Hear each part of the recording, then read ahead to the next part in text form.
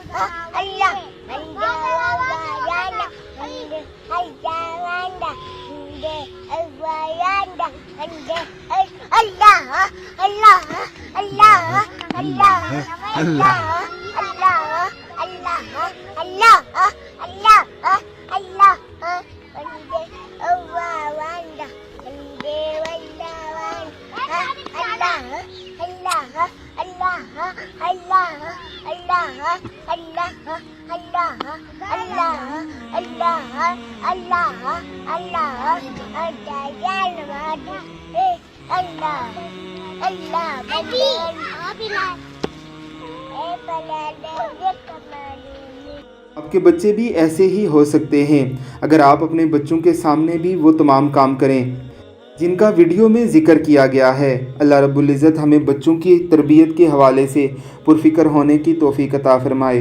आमीन सुम आमीन।